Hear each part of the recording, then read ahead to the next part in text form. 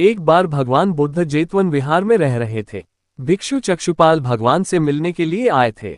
उनके आगमन के साथ उनकी दिनचर्या, व्यवहार और गुणों की चर्चा भी हुई।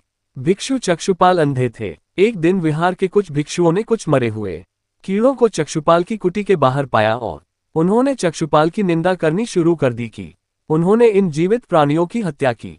भगवान बुद्ध ने निंदा कर रहे उन भिक्षुओं को बुलाया और पूछा कि क्या तुमने भिक्षु को कीड़े मारते हुए देखा है?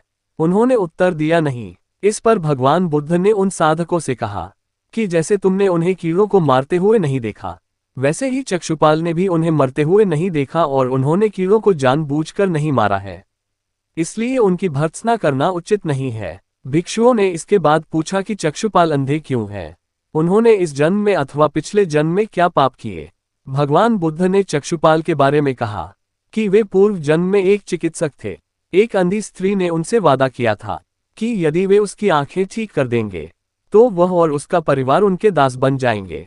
स्त्री की आंखें ठीक हो गईं, पर उसने दासी बनने के भय से यह मानने से इनकार कर दिया। चिकित्सक को तो पता था कि उस स्त्री की आंखें ठीक हो गई हैं, वह झूठ बोल रही है। उसे सबक सिखाने के लिए या बदला लेने के लिए चक्षुपाल ने दूसरी दवा दी। उस दवा से महिला फिर अंधी हो गई। वह कितना ही रोई पिटी, लेकिन चक्षुपाल जरा भी नहीं पसीजा। इस पाप के फलस्वरूप अगले जन्म में चिकित्सक को अंधा बनना पड़ा।